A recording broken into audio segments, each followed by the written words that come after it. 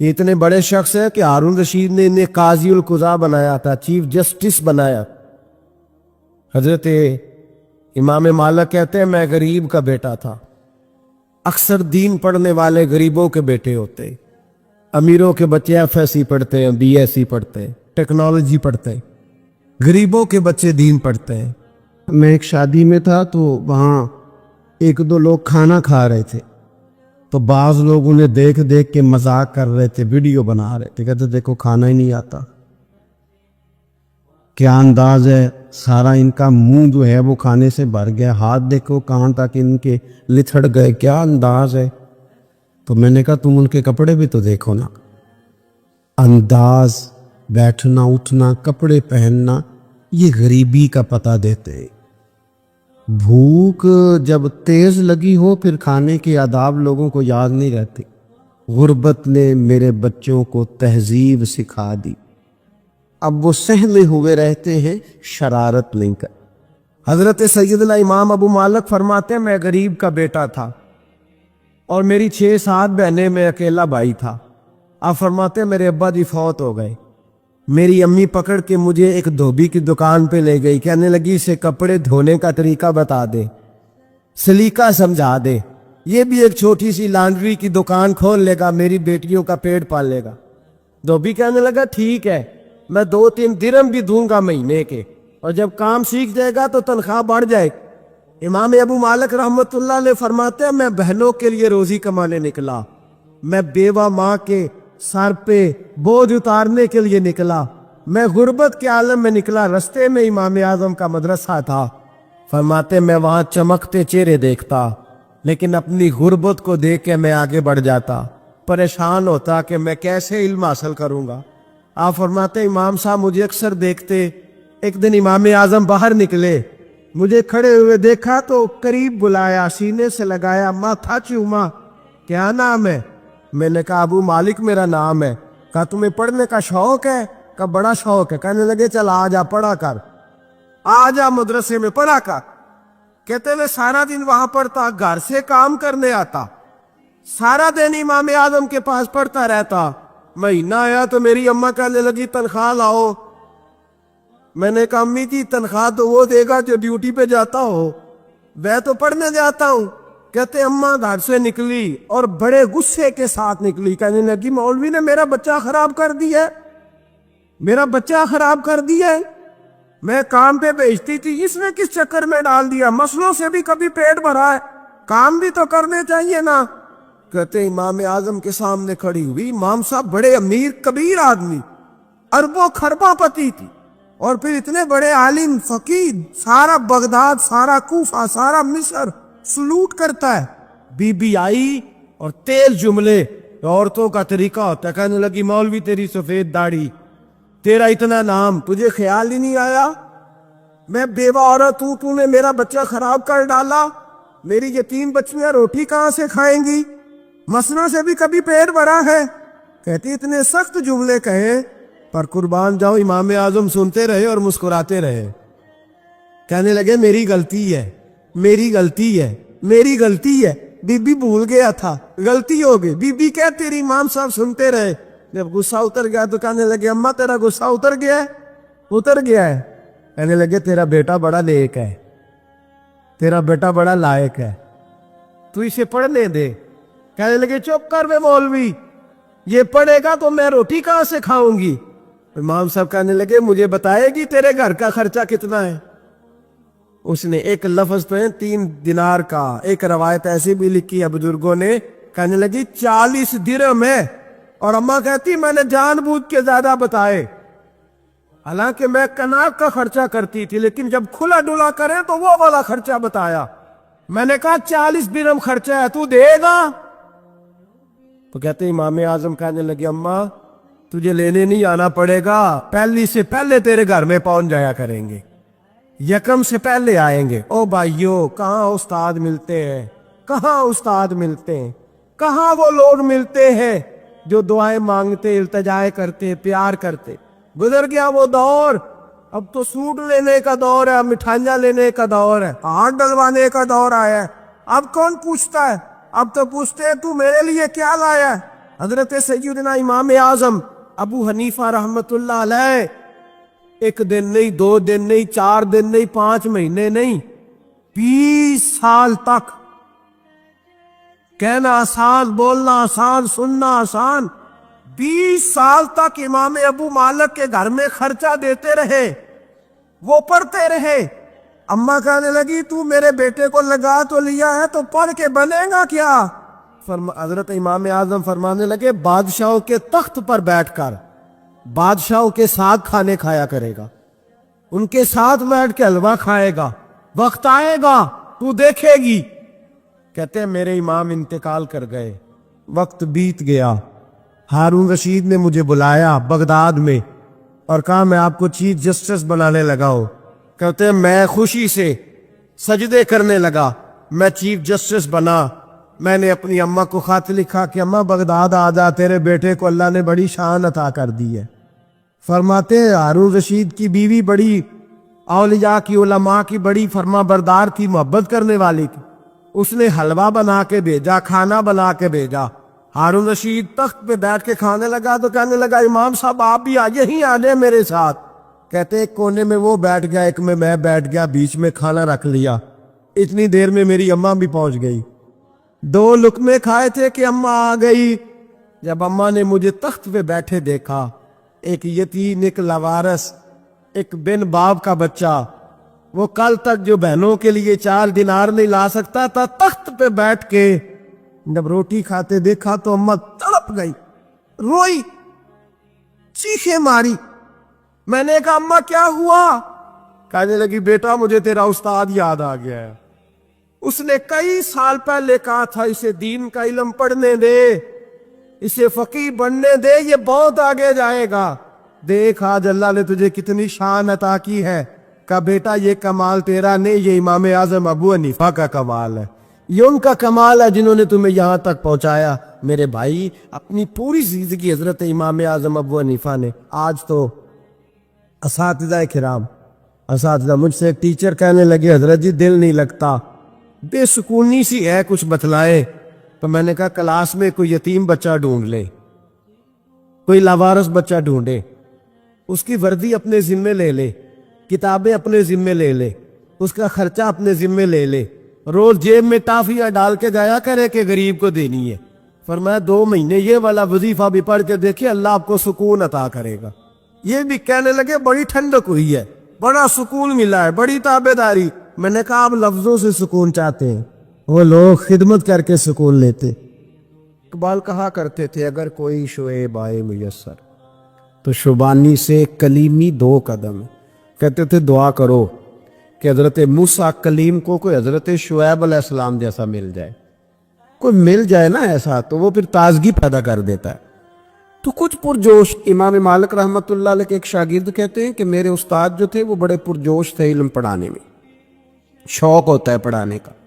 یہ کچھ لوگ جمعہ پڑھاتے ہیں تو کچھ کہتے ہیں کہ ان جمعہ آ گیا تو کی کرنا ہے۔ ہمارے شاگردوں میں بھی ایسی ہیں، رات کو پوچھتے ہیں۔ ایک سے میں نے آج سویرے پوچھا، میں نے کہا بیٹے آج تو جمعہ پڑھانا ہے کی تقریر کرنے کے استاد جی ڈیسائیڈ نہیں کیتا۔ تو میں کہ بھی تو وڈا مولوی تا نے ڈیسائیڈ کیتا، میں تے 8 دن پہلے ڈیسائیڈ کر لینا کہ مجھے تو تیاری کرنی پڑتی ہے۔ بڑا علم ہوتا ہے نا لوگوں کے پاس، تو ڈیسائیڈ نہیں کرنا، بیٹھیں گے تو فر بات جاری ہو جائے گی۔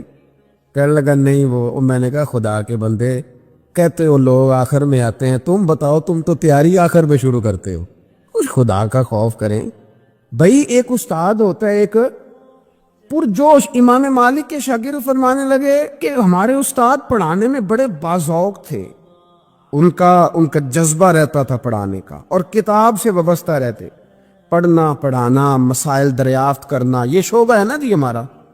جس طرح آپ جس شعبے سے وابستہ ہیں تو اگر آپ اس کو چھوڑ دیں گے نا، فزکس کا استاد بھی کہتا ہے کہ اگر رات کو میں خود پڑھوں گا نہیں تو سویرے پڑھا نہیں سکوں گا۔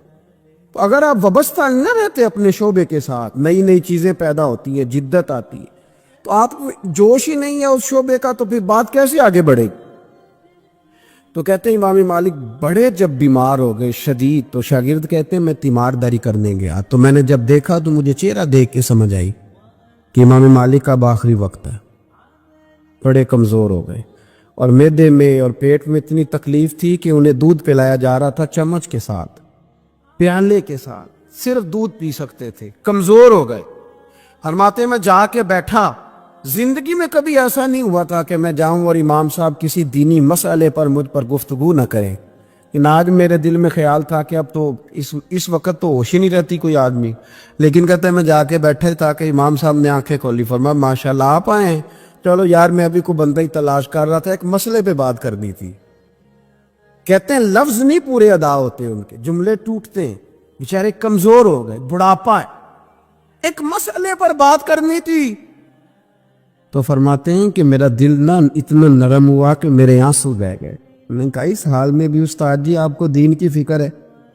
کہنے لگے یار ایک آدمی نے مسئلہ پوچھا ہے تو اس کو حل کر کے دینا ہے، یہ رسول اللہ کا دین ہے، علماء کی ذمہ داری ہے آسان کر کے لوگوں تک پہنچائیں، ہر آدمی اس تک تو میں نے وہ دینا ہے، یہ میری وفا ہے اپنے مذہب کے ساتھ، آخری دم تک دینا، میں اپنی حیاتی تو قربان تھی واہ میری محمد تو کیندے گزر گئی، یہ کرنا ہے کام، لوگوں کو آسان کر کے دین پہنچانا۔ فرماتے ہیں کہ میں نے کہا استاد جی فرمائیں، کہنے لگے یار یہ حج کے موقع پر جو رمی جمار ہوتی ہے، جمرے کو شیطان کو کنکر مارے جاتے ہیں، پوچھنا یہ ہے کہ دونوں طرح سے سنت ہے، پیدل بھی مار سکتے ہیں سواری پہ بھی، تو یہ بتا کہ پیدل افضل ہے یا سواری پہ افضل ہے؟ تو کہتے ہیں میں نے کہا استاد جی میرا خیال ہے پیدل افضل ہے، لوگوں کو تکلیف کم ہوگی۔ تو کہنے لگے نہیں تو نے غلط کہا ہے، کھانا نہیں کھایا جا رہا، لیکن اب استاد ہیں تو جوش کتنا ہے، فرمانے لگے تو نے غلط کہا۔ کہتے ہیں میں نے کہا پھر استاد جی سواری پہ افضل ہے اگر پیدل افضل نہیں؟ کہنے لگے نہیں تو نے پھر بھی غلط ہی کہا ہے۔ کہتے ہیں میں نے کہا حضور دونوں طرح غلط ہے تو صحیح کیسے ہے؟ فرمانے لگے بیٹے اگر اس بڑھاپے میں بھی میں مسئلہ بتانے میں تیزی نہیں کرتا، تحقیق کرتا ہوں، تو نے جوانی میں تیزی کرنی شروع کر دی، سوچے ہی نہیں بات کو، فٹافٹ بیان کر دی کہ اگر یہ نہیں تو یہ، حکمت والا ہے کو سمجھنا پڑتا ہے، حکمت کے ساتھ پھیلتا ہے۔ کہتے میں نے کہا استاد جی حکم کریں پھر آپ بتائیں کیسے افضل ہے؟ فرمانے لگے مستحب ہے، اچھا عمل ہے کہ ایک شیطان کو کنکر مار کے تو دعا مانگی جائے، اور اتنی دیر مانگی جائے جتنی دیر میں انسان 20 آیات قرآن پاک کی پڑھ لیتا ہے، اور یہ مستحب عمل ہے، یعنی کرے تو ثواب ہے، نہ کرے تو گناہ نہیں۔ مستحب ہے کہ دوسرے کو کنکر مار کے پھر دعا مانگی جائے، تیسرے کو کنکر مار کے کھڑے نہیں ہونا، دعا مانگتے مانگتے چلے جائے۔ تو فرمانے لگے مسئلہ سن، جس نے چونکہ مستحب ہے مانگے چاہے نہ مانگے، تو جس نے تو کنکر مار کے دعا مانگنی ہے نا، اس کے لیے افضل یہ ہے کہ وہ پیدل کنکر مارے، اور جس کا ارادہ دعا مانگنے کا نہیں نا، اس کے لیے افضل یہ ہے کہ وہ سواری پہ بیٹھ کے کنکر مارے، تو دونوں جہتیں بدل جائیں گی۔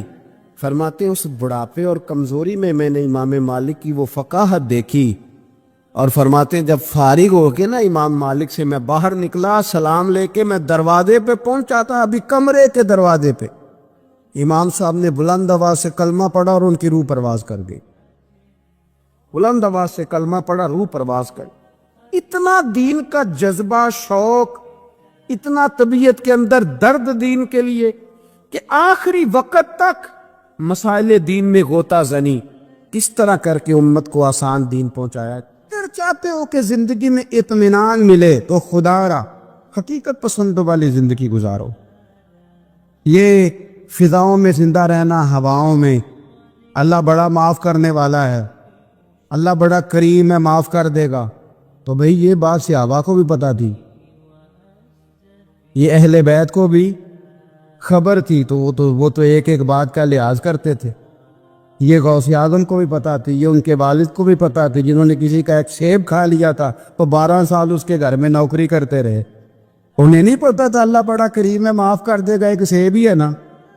تو حقیقت پسندی آپ کو سکون دے گی، اور اگر آپ نے اپنے آپ کو غیر مطمئن کیا ہوا ہے، بات کچھ اور ہے، اور آپ نے اپنے آپ کو ڈال کسی اور طرف لیا ہے، تو پھر آپ کو سکون مل سکتا؟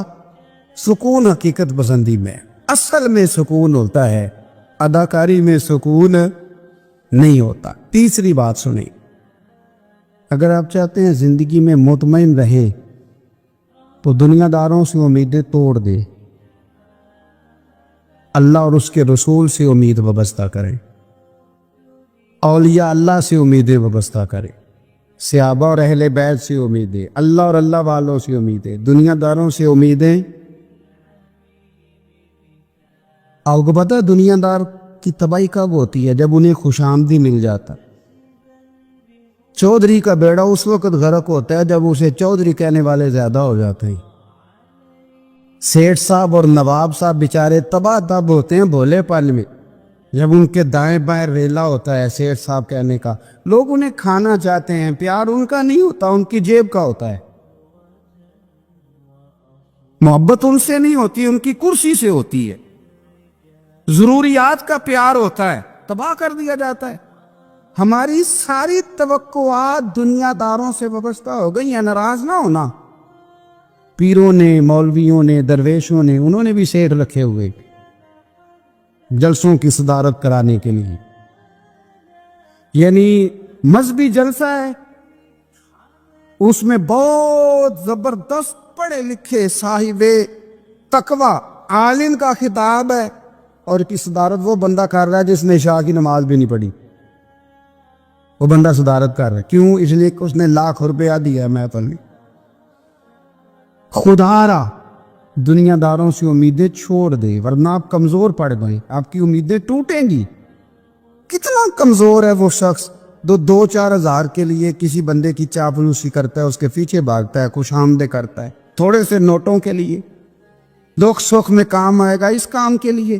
میرے رسول کریم علیہ السلام نے فرمایا، جس نے بندوں کو راضی کرتے کرتے رب کو ناراض کر دیا، اس کی دنیا بھی گئی اور آخرت بھی گئی۔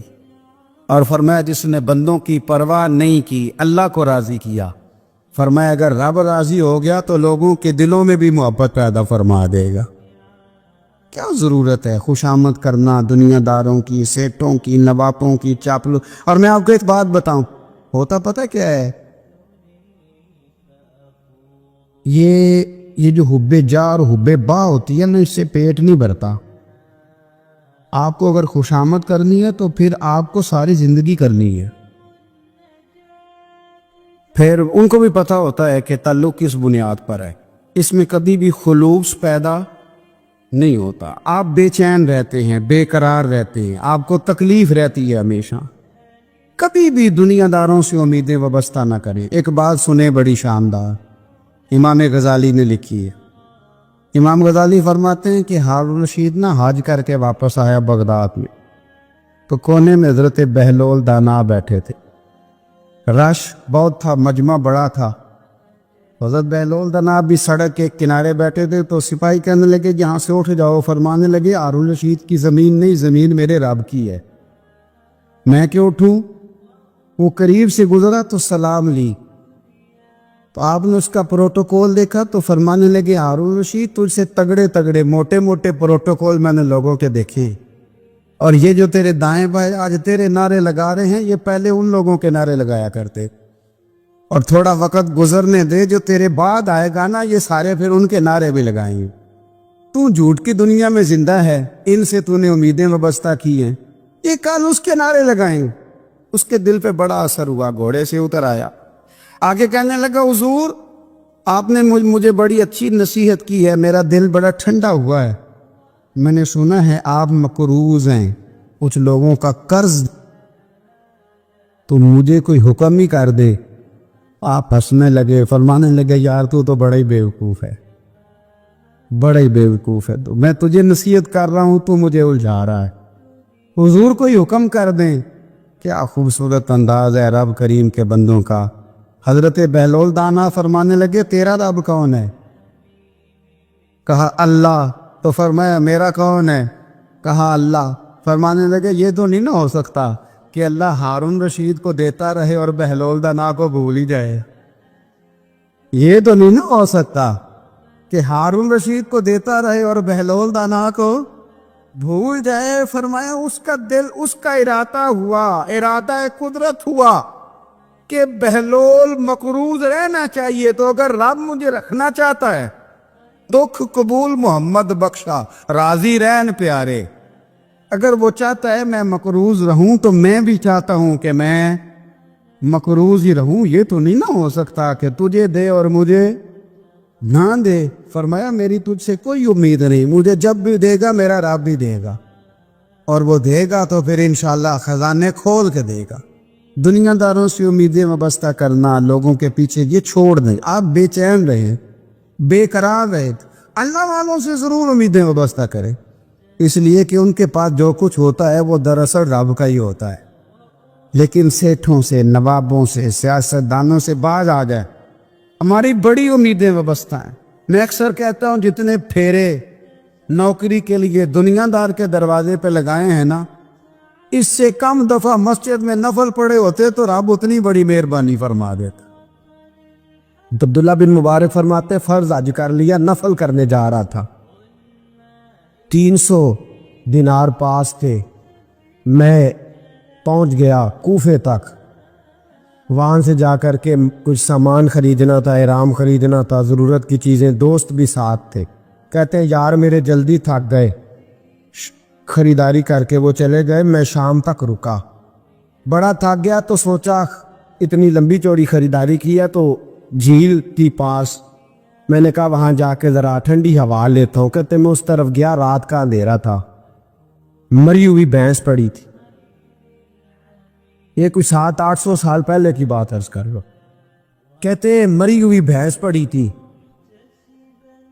ایک عورت کالے برقعے میں نقاب پوش آئی اور اس بی بی نے مری ہوئی بھینس کا خنجر سے گوشت کاٹا, تھیلے میں ڈالا اور دوڑی. کہتے ہیں میرے ذہن کے اندر خیال آیا کہ بی بی کوئی ہوٹل چلاتی ہے اور مردہ جانور کا گوشت لوگوں کو کھلاتی ہے. ویسے تو جاسوسی منع ہے, اس نیت سے کہ مسلمانوں کو بچاؤں اس کے پیچھے ہو لیا. کہتے ہیں وہ گلیاں گزرتی گزرتی کوفے کی تنگ گلی میں گئی. ایک بڑا سا دروازہ لکڑی کا, بڑا پھاٹک جو پرانے شہروں میں ہوتے. کہتے اس بڑے پھاٹک پر اس نے زور زور سے دستک دی, دونوں ہاتھوں سے دروازہ کھلا. وہ عورت اندر داخل ہوئی تو 3-4 بچیاں جھٹ سے اس کے گرد کٹھی ہو گئی. اماں کچھ لائی ہو؟ تو رونے لگی, کہنے لگی میں کچھ نہیں لا سکی. کہنے لگی یہ مردہ جانور کا گوشت ہے, اور حضور نے فرمایا جب مرنے لگو تو مردار کھا کے بھی جان بچا لو. اب میں دیکھتی ہوں تم سے کھڑا نہیں ہوا جاتا, نہ کھاؤ گی تو گر پڑو, یہ مردہ ہی ہے پکا لو. کہتے ہیں اگلے لفظ اس عورت نے کہے تو میں باہر کھڑا چیخنے لگا. وہ کہنے لگی ہم سید زادیہ ہیں, صدقہ زکوٰۃ کھا نہیں سکتی, اور سب روگاں دا روگ محمد, جس دا نام غریبی, کنڈ ولا کے لنگ جاندے سب دوست یار قریبی, سید ہے. صدقہ زکوٰۃ یہ مردار کھا کے گزارا کرو. کہتے ہیں پھر اس عورت نے 4 بیٹیوں کو سینے سے لگایا, کہنے لگی تمہارا باپ زندہ ہوتا تو یہ دن سید بھی اور یتیم بھی اور مسکین بھی. پھر وہ روئیں. حضرت عبداللہ بن مبارک کہتے ہیں زور زور سے دروازے پہ دستک دی, بی بی باہر آئی, کون ہے؟ تو میں نے کہا میں عبداللہ بن مبارک ہوں, محدث ہوں, زمانہ مجھے جانتا ہے, میرے شاگردوں کی لسٹ بڑی لمبی ہے. کہنے لگی اچھا تو؟ کہنے لگا یہ 300 دینار ہے, تو مہربانی کرے تو رکھ لے, چلے اپنا کام کرے ہم جانے ہمارا. کہتے میں نے زمین پہ گھٹنے ٹیک کے نا تو سید زادی کے آگے ہاتھ باندھ دیے. میں نے کہا میں نوکر ہوں, تم اولاد ہو, میں خادم ہوں, تم نسل ہو, مہربانی کرو, مہربانی میرے اوپر مہربانی, پیسے رکھ لو. کہتے ہیں میں نے وہ پیسے دیے, میں واپس لوٹا. یار کہنے لگے چل, میں نے کہا نہیں میں نے نہیں حج کرنا. کہنے لگے کوئی نیا پلاٹ لینے کا پروگرام بن گیا, کوئی نئی انویسٹمنٹ, لوگ تانے دیتے ہیں نا, پر جے کر یار دے نام دا ملے میڑا, ان چولی پا لئیے پنجے سٹی گے نا, جے کر یار دے نام دی ملے سولی, جھوٹا جھوٹ لئیے پچھاٹیے نا. کہتے میں نے کہا یار جیسے تمہاری مرضی سمجھ لو, یہ میرا راز ہے, میں بتاتا نہیں. فرماتے لوگ حج کرنے چلے گئے, میں وطن آ گیا. 6 ماہ کے بعد قافلے لوٹے. جاگ کے سننا ذرا بات, میرے نبی نے فرمایا تو میرے امتی کی پریشانی دور کر، اللہ کامل حج کا ثواب دے گا۔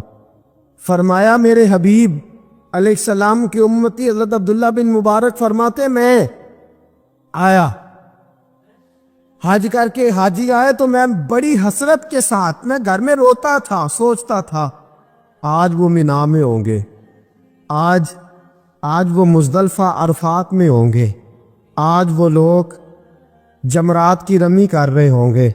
میں تڑپ کے سوچتا تھا آج در رسول کی حاضری دے رہے ہوں گے۔ کہتے میں روتا تھا، جب حاجی لوٹے 6 ماہ کے بعد تو حاضری دینے گیا، ملنے گیا، پہلا دروازہ کھولا حاجی صاحب نے، میں نے کہا مبارک ہو۔ کہتے ہیں میں نے مبارک دی، ذرا سنیے گا۔ کہتے ہیں وہ حاجی مجھے ڈانٹنے لگے، کہنے لگے چھوڑ یار، اتنا بڑا آدمی ہو کے تو غلط بات کرتا ہے۔ میں نے کہا کیا ہوا؟ کہنے لگے تو نے ہمیں کہا کہ جانا نہیں، اور پھر ہم مینا میں آوازیں دیتے رہے تو بات ہی نہیں سنتا تھا۔ ہم آوازیں دیتے رہے ان اللہ علی کل شیء قدیر، آوازیں دیتے تھے، سنتا نہیں تھا۔ کہتے میں حیران ہوں، میں تو گیا نہیں۔ کہنے لگے ہم 11 حاجی جھوٹ بولتے ہیں، 2 اکیلا سچ بولتا ہے، سب نے دیکھا ہے۔ کہتے میں پلٹ آیا، چوتھے دن پھر ایک حاجی کو ملنے گیا، مبارک دی۔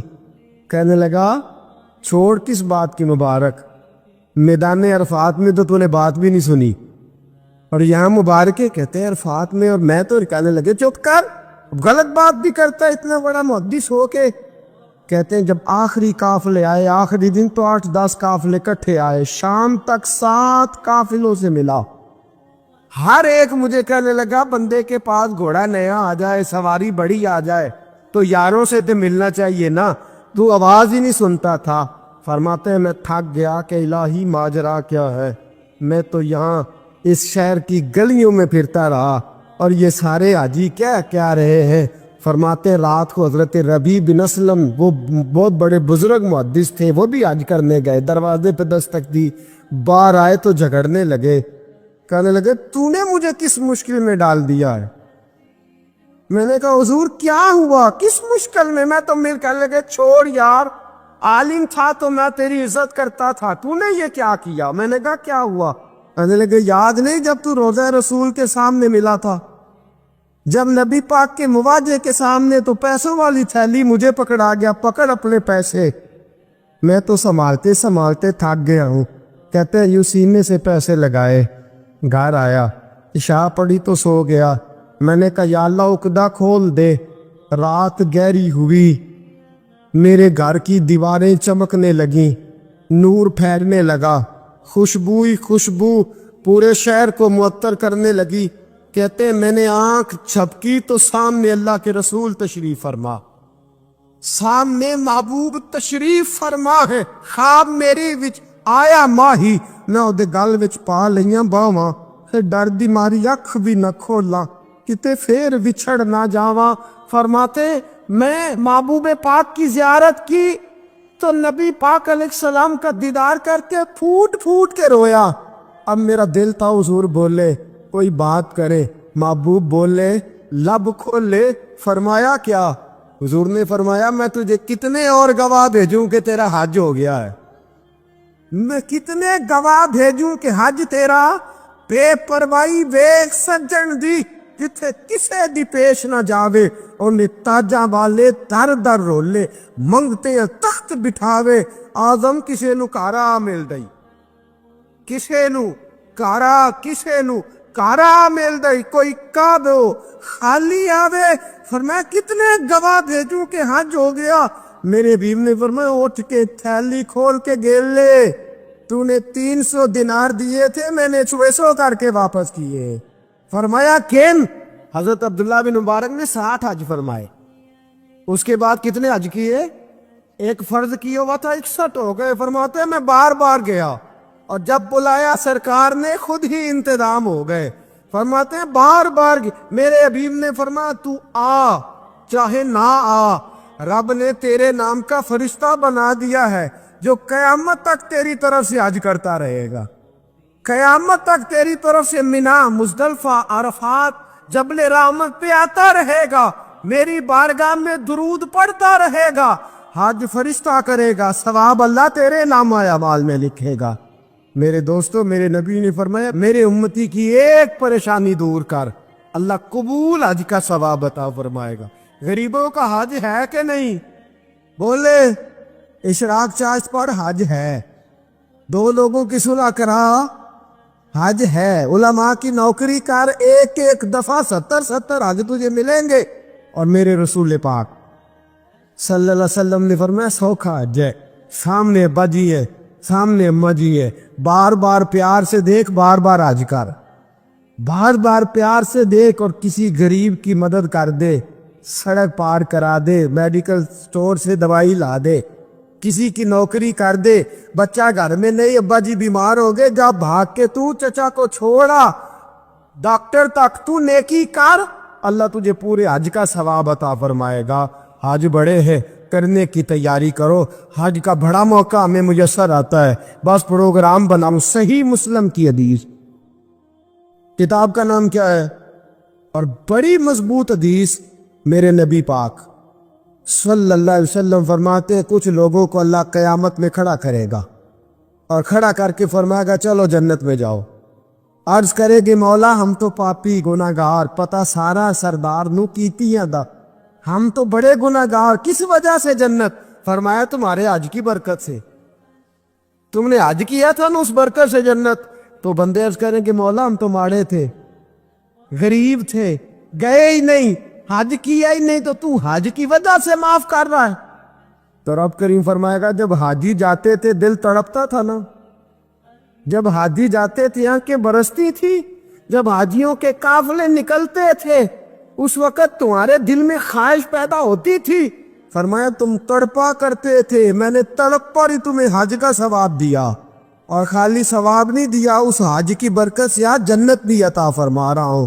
यार, रिवाज बन गया है ईंट का जवाब पत्थर से देने का, रिवाज सा बनता जा रहा है कांटे का जवाब गोली से देने का, रिवाज सा बनता जा रहा है दुनिया में सजाएं देने का, रिवाज सा बनता जा रहा है अज़ियतें देने का।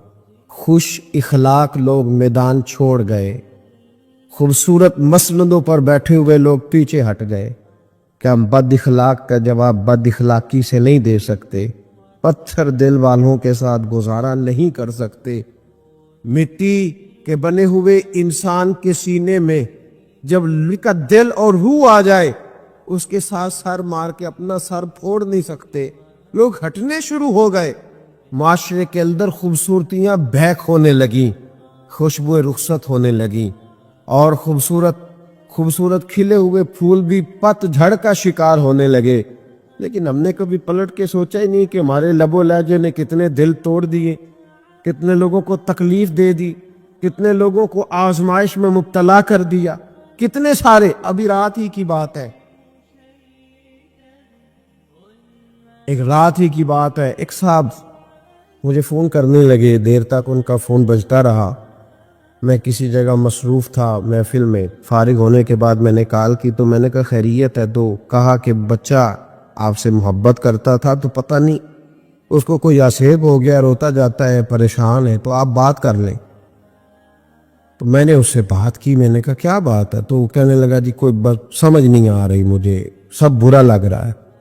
उन्होंने डॉक्टर को दिखाया, एक रिपोर्ट उसने की, वो रिपोर्ट करी तो कहने लगे कुछ नफसियाती असर हो गया। तो सुबह मैंने जब दोबारा कॉल की तो उन्होंने कहा कि असल में ये फैक्ट्री में जाता था, तो वहां किसी शख्स ने इसको इसकी गुर्बत का ताना दिया, उसने इसके काले रंग और चपटी नाक के बारे में बातें किए।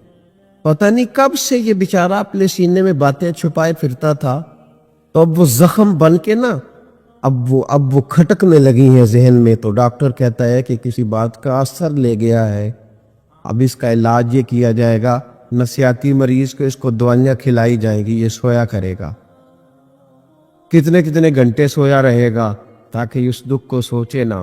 कितने लोग ऐसे हैं जो हमारी अजियत का शिकार है, कितने लोग ऐसे हैं। मैं अक्सर कहा करता हूं कि उस शख्स की कोई जिंदगी है, वो भी इंसान अपने आप को जिंदा समझता है, کہ جس کی ماں اس سے بات کرتے ہوئے ڈرے کہ پتہ نہیں کہاں سے بولے گا، وہ بھی اپنے آپ کو روحانی طور پر زندہ سمجھتا ہے، کہ جس کا باپ اس سے بات کرتے ہوئے ذرا سہم جائے کہ کہیں میری عزت نہ اچھال دے، تو بھی انسان ہے، کہ جس کا استاد اور مرشد بھی تیرے ساتھ بات کرے تو وہ کھول کے کام نہ کہہ سکے، اور وہ کہے کہ پتہ نہیں یہ انسان کس طرح کا ہے، کہاں بولے گا، کیا کرے گا۔ وہ لوگ جو تیرے لیے ادب کے لائق تھے، وہ جگہ جن کا تیرے اوپر حکم چلنا تھا، اگر وہ تجھ سے سوچ کر بات کرے، سمٹ کر بات کرے، تو پھر تجھے غور کرنا چاہیے، پھر تجھے سوچنا چاہیے کہ تیرے سینے میں دل نہیں پتھر ہے، تو پھر اپنے وجود کی لاش اٹھائے کب تک دنیا میں گزارا کرے گا۔ سوچیں، تھوڑا غور کریں، کہ ایسا تو نہیں کہ ہمارا لب و لہجہ، ہمارا اٹھنا بیٹھنا، ہمارا اقتدار، ہماری دنیا، ہمارا مال، اور اب تو ہاتھوں میں سوشل میڈیا آیا ہے، تباہی اتر گئی۔ ایسی ایسی پگڑیوں کے پیچ کھل گئے جن تک ہاتھ کبھی نہیں جانا چاہیے، ایسے ایسے جملے زبانوں سے نکل گئے اور نکل کر وہ دنیا کے سامنے آ گئے جو کبھی سوال ہی نہیں پیدا ہوتا تھا کہ کوئی مہذب کون یہ کام کرے۔ خدا را ظلم سے بچے، زیادتی سے بچے، کوشش کرے کہ کوئی ایسا کام نہ ہو جس کی وجہ سے دوسرے تکلیف محسوس کرے۔ رسول رحمت علیہ السلام صفے سیدھی کرا رہے تھے۔ بدر کے دن ایک آدمی کا پیٹ بڑا تھا۔ ہمارے ہاں معذرت قبول کرنے والوں کی تعداد بڑی تھوڑی رہتی جا رہی، بلکہ کچھ فلسفیوں نے تو مجھے بتایا ہے کہ معذرت اگر کبھی کر لینا تو سامنے والا چڑھائی زیادہ کر جاتا ہے۔ وہ کہتے ہیں معذرت کبھی نہ کرو، معذرت کریں آپ تو پھر تو آپ سمجھ لیں کہ آپ نے گناہ قبول کر لیا، پھر تو لوگ چڑھ جائیں۔ یہ ایسا فلسفہ اب میدان میں آیا۔ میں کبھی کبھی پیار کی بات سوچتا ہوں۔ میں ایک جگہ اپنے شہر میں روڈ پہ کھڑا تھا،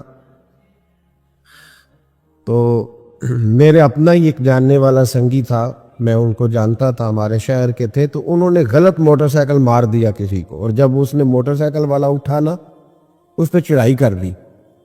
تو ہمیشہ یوں چلاتا ہے، تمہیں طریقہ ہی نہیں آتا، تم بڑے غلط ہو، چڑھائی کر دی اس پہ۔ جب تک میں پہنچا تو وہ بیچارہ جا چکا تھا، نرم دل تھا، غریب تھا، وہ جا چکا تھا۔ تو میں نے کہا یار تو بڑا فضول آدمی ہے، میں خود دیکھ رہا تھا، غلطی بھی تیری ہے، تو نے چڑھائی کر دی۔ کہندا سب میں نہ کردا پھر انہیں کر دینی سی۔ تو میں نے قبل از وقت حفظ ما تقدم کیا ہے، اگر میں نہ کرتا۔ یہ ہماری سوچ ہے، یہ رویہ ہے، یہ ہماری اخلاقیات، یہ ہماری سوچ ہے کہ جو پہلے چڑھائی کر گیا وہ بڑا ہو گیا، اور جو نہ کر سکا وہ تو لہذا فٹافٹ چڑھائی کرو۔ ایسا جملہ بولو کہ سامنے والا قابو آ، لڑنا شروع کرو فٹافٹ ایسے۔ بھائی بس کریں، احتیاط کریں۔ نبی پاک صلی اللہ تعالی علیہ وسلم بدر کے دل صفے سیدھی کرا رہے۔ میری باتوں کی سمجھ آ رہی ہے آپ حضرات کو؟ حضور صفے سیدھی کرا رہے تھے، ہاتھ میں چھڑی تھی، اور حضور کی ڈیوٹی ہے صفے سیدھی کرانا۔ صفے، مجھے ایک بات بتاؤ، کبھی باپ نے بیٹے سے معافی مانگی ہے؟ استاد ڈنڈا مار کے معافی مانگتا ہے؟ خیر پولیس کی تو میں بات ہی بھی نہ کرتا، ادھر تو میں نہیں جاتا، اس طرف تو میں سفر ہی نہیں کرتا۔ کبھی آپ نے دیکھا ہے کہ بڑی گاڑی والا بڑی گاڑی سے نکلے اور رکشے والے سے معذرت کر رہا ہوگا؟ یہ کیسے ہو سکتا ہے؟ پھر اس کی وہ پجاروں کا ریٹ تو بالکل لو ہو گیا کہ رکشے والے سے کہہ دیا درگزر کرو۔ عزیز دوست، نبی کریم صلی اللہ تعالی علیہ وسلم صفے سیدھی کرا رہے تھے، تو صفے سیدھی کراتے کراتے نا اللہ کے حبیب علیہ السلام کے ہاتھ میں چھڑی رہتی تھی۔ صحابی کا پیٹ بڑا تھا، حضور نے چھڑی لگائی، فرمایا ذرا پیچھے ہٹ جا۔ یہ حضور نے حوصلہ دیا، یہ نبی پاک صلی اللہ علیہ وسلم نے توانائی دی اپنے غلاموں۔ جب چھڑی ان کے پیٹ پہ لگی تو وہ صحابی بول پڑے، کہنے لگے یا رسول اللہ میرا تو پیٹ بڑا ہے، کھڑا میں صاف میں ہی ہوں۔ حضور پیٹ بڑا ہے تو باہر نظر آیا، ہوں میں صاف میں۔ اتنے لفظ کہے، آگے بات حضور علیہ السلام خود سمجھ گئے۔ محبوب نے فرمایا میں سمجھ گیا ہوں، تو کہنا چاہتا ہے تیرے ساتھ زیادتی ہو گئی؟ کوئی دلیل نہیں، کوئی اس پر تبصرہ نہیں، کوئی اس پر بات نہیں کہ تو لگ نہیں رہا، تیری ڈول ڈال ایسی ہے، تیری بناوٹ ایسی ہے کہ نہ کوئی اس پر تبصرہ نہیں، کوئی کومنٹس نہیں۔ تجھے لگتا ہے کہ تیرے ساتھ ظلم ہوا؟ तुझे महसूस होता है? वो खामोश हो गए। मेरे महबूब ने छड़ी उनके हाथ में दी, फरमाया चल तू बदला ले ले। खत्म हो गई बात।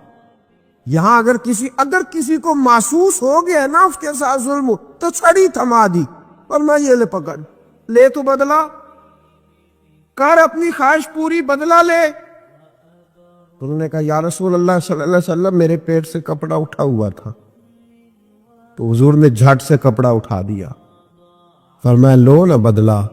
जब ये कहा तो उन्होंने छड़ी दूर फेंकी और मुस्तफ़ा करीम के वजूद से लिपट गए और जिस्म चूमना शुरू किया और धाड़े मार के रोए, ये तो क्या कर रहा है? अर्ज की ए करीम महबूब, सुबह बदर की तलवारें चमकेंगी, पता नहीं बचना है कि शहीद होना है।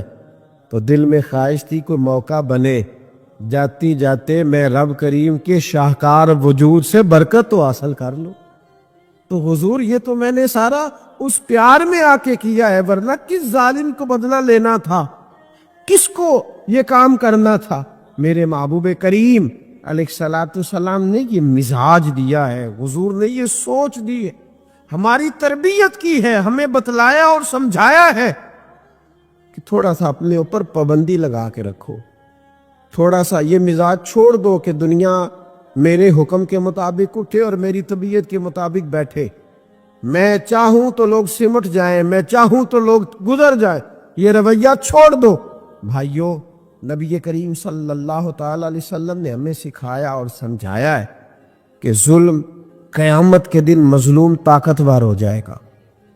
और ये निसाई में हदीस है, फरमाया जो मुतकब्बिर जालिम होंगे उन्हें अल्लाह क़यामत में चींटियों की शक्ल में मस्क कर देगा, चींटियों की शक्ल में मस्क कर देगा रब करीम, चींटियों की शक्ल में। और गरीब लोग अपने पैरों तले रख के उन्हें मसल जाएं, गरीब अपने पैरों तले रख के उन्हें मसल जाएंगे। मेरे भाई याद रखें, कभी भी किसी भी मौके पर अगर अल्लाह साहिब इख्तियार करे, साहिब इक़्तिदार करे, कहीं को मनसब दे, जुल्म न करे, ज्यादती न करे। मैं कुछ दिन पहले एक जगह ताज़ियत, और डरता डरता गया ताज़ियत करने, पुराने जानने वाले थे, दोस्तों का रिश्ता था। तो मैं एक ही बेटा था, तो वो मुझे पता चला कि ट्रेन एक्सीडेंट में इंतकाल कर गया। तो मैं डरते डरते गया, जो कि मामला मशकूक था। और जब मैं ताज़ियत के लिए अंदर पहुंचा तो हमारे जो अंकल थे, जिनका वे मेरे दोस्त थे, वो उनके कुछ अजीज कहने लगा कि हज़रत जी आपके साथ वाले बाहर जा सकते हैं? तो मैंने कहा चले जाते हैं। मैं दोस्तों को गाड़ी में भेज दिया और जब मैंने उससे बातचीत की, मैंने लगा मेरा बेटा एक्सीडेंट तो मैंने बनाया है, वो तो खुदकुशी करके मरा है। शादी के 11 साल बाद खुदा ने एक बेटा दिया था और मुझसे गलती ये हुई, मैंने कहा मेरे बेटे को तकलीफ कोई ना आए। उसके मुंह से जो निकला मैंने उसे दिया, जो उसने मांगा मैंने दिया। कहता है जो शख्स 16,000 महीने का कमाए और बेटे को 40,000 का मोबाइल खरीद के दे, कहते मैंने हर सहूलत उसे दी। फिर एक अमीर की लड़की से यूनिवर्सिटी में पढ़ते हुए उसका ताल्लुक बना। बच्ची के मैसेज भी मैंने अपने मोबाइल, उस बच्चे के मोबाइल में देखे, और इस लड़के ने जो मैसेज सेंड किए वो भी मैंने देखे। फिर मैं घर पहुंच गया, मैंने बेटे से मिन्नतें की कि बेटा वो हमें रिश्ता नहीं देंगे, हमारी बरादरी भी छोटी है और हमारे जेब में पैसे भी कोई नहीं। फिर मैं उनके घर गया, बेटा ना माना, और मैंने उस शख्स को बुला के कहा तेरी बेटी के मैसेज है, खुदा रा ख्याल कर, और तेरे तो 7 बच्चे हैं, मेरी गोद में तो एक ही फूल खिला है, मैं किधर जाऊं, ख्याल कर। उसने कहा दोबारा तूने नाम लिया तो ऐसे केस में बाप बेटे को फंसाऊंगा कि सारी जिंदगी निकल नहीं सकोगे। ने कहा मैंने बेटे से कहा कि बेटा मैंने पगड़ी तक रखी है पर मुझे रिश्ता नहीं मिला, तू बाज आ जा। कहने लगा 3 रातें मेरा बेटा सोया नहीं, और मुझे कहने लगा हजरत जी वो 4थी रात सोया है तो दोबारा उठा नहीं, मुझे कहने लगा मुझे इजाजत दो कि मैं इस बेटी को भी कत्ल कर दूं और इसका बाप भी कत्ल कर दूं। میرا تو گھر اجڑ گیا نا. وہ کہنے لگا میں کبھی کبھی دوستوں کے پاس جا کے رات گزار لیتا ہوں اور میں اپنے دل کو سکون لے لیتا ہوں, لیکن اس کی ماں اس کے جوتے سینے سے لگائے پھرتی ہے, اس کی اماں اس کے پرانے کپڑے لے کے سینے سے لگائے پھرتی ہے.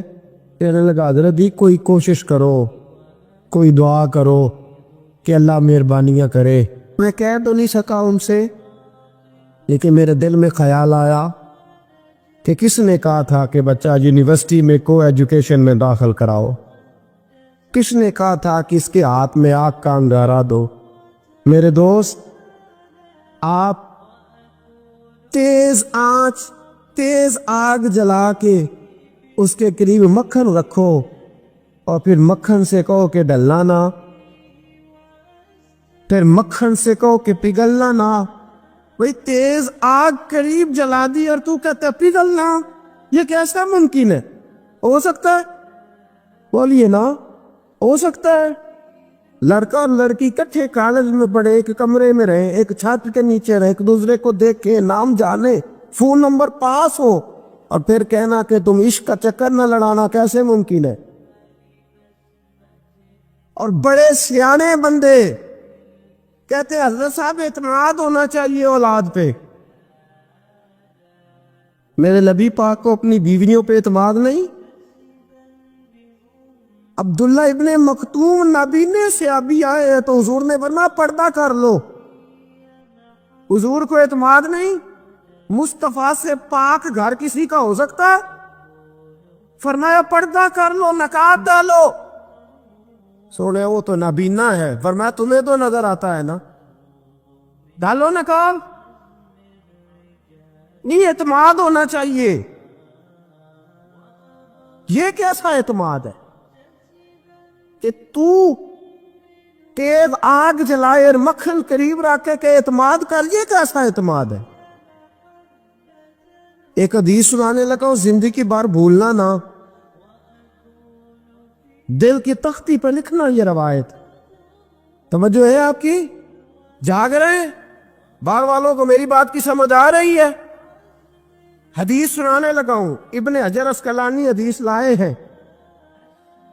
رسول پاک صلی اللہ علیہ وسلم نے فرمایا جہاں مرد اور عورت اکیلے ہوں وہاں تیسرا شیطان ہوتا ہے. یہ تو پہلے بھی سنے ہوں گے نا اتنے لفظ, اس سے آگے ابن حجر حدیث کے لفظ لائے. یا رسول اللہ صلی اللہ تعالی علیہ وسلم, مرد اور عورت اکیلے ہوں تو تیسرا شیطان ہوتا ہے؟ حضور نے فرمایا ہاں. عرض کی حضور اگرچہ وہ نیک ہو, جاگ رہے نا آپ لوگ, اگرچہ وہ جہاں مرد اور عورت اکیلے ہو وہاں تیسرا شیطان ہوتا ہے. حضور اگر وہ نیک ہو لکھ لو دل کی تختی پر. میرے رسول نے فرمایا اگر عیسیٰ کی ماں مریم بھی ہو اور زکریا کا بیٹا یحییٰ بھی ہو تو میں ان دونوں کو بھی اکیلا بیٹھنے کی اجازت نہیں دے سکتا. فرمایا عیسیٰ کی ماں مریم جو رہی مسجد میں, پلی مسجد میں, جس کی پاکیزگی کا اعلان قرآن کر رہا ہے, عیسیٰ کی ماں مریم. اور فرمایا یحییٰ صرف نبی نہیں, نبی کے بیٹے بھی ہے. زکریا بن یحییٰ.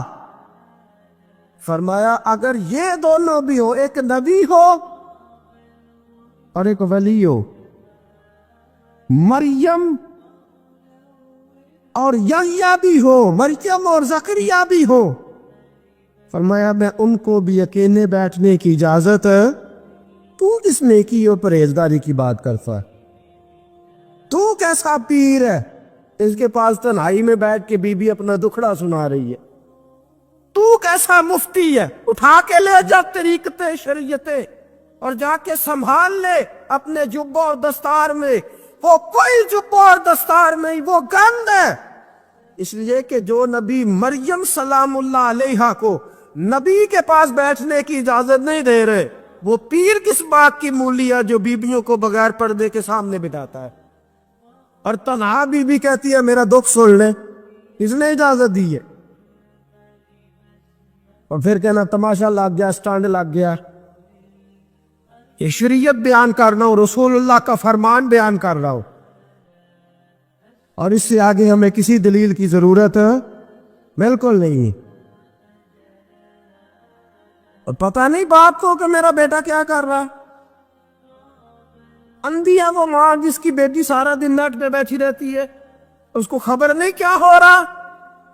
اور جب آگ گلے تک آتی ہے نا، داڑیاں جب جلنے لگتی ہیں تو ہمیں خیال آتا ہے یہ کیا بن گیا۔ اور جب ماں کا دوپٹہ کھینچنے لگتا ہے نا سگا بیٹا کہ چل میرا رشتہ مانگ، پھر اس کو پتا چلتا ہے کہ یہ تو معاملہ ہی بڑا خراب کر لیا میں نے۔ میرے دوست، جوانی زیادہ پیسے کمانے کا نام نہیں۔ اگر تو قیمتی کپڑے پہنتا تو تو جوان نہیں۔ تو 50 کلو وزن پائے ہاتھ سے اٹھا لیتا تو تو جوان نہیں۔ اگر تو ڈگریوں کا ڈھیر لگایا ہے اور تیرا دراز اور الماری بھر گئے ہیں تو تو جوان نہیں۔ اور اگر تو نے اپنے خاندان اور معاشرے میں اونچا افسر بن کے نام کما لیا تو جوان نہیں۔ جوان اس کو کہتے ہیں جس کی جوانی پاکیزہ ہوتی ہے۔ جوان اس کو کہتے ہیں جس کی نظر جھکی ہوئی ہوتی ہے۔ جوان اس کو کہتے ہیں جو حیا کا پتلا ہو۔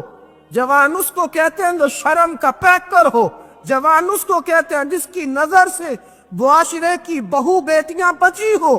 جوان وہ ہوتا ہے، جوان بھی ہو پاکیزہ بھی ہو، جوان وہ ہوتا ہے کہ میرے رسول پاک نے فرمایا صبح قیامت اللہ عرش کے سیدھے جانب جوان کھڑا کرے گا۔ 30 سال کا جوان، چڑھتی جوانی، خوبصورت آنکھیں، روشن چہرہ، اس کا وجود طاقت والا۔ نبی آگے بڑھ کے پوچھیں گے یا اللہ یہ کون ہے جو تیرے دائیں جانب کھڑا ہے؟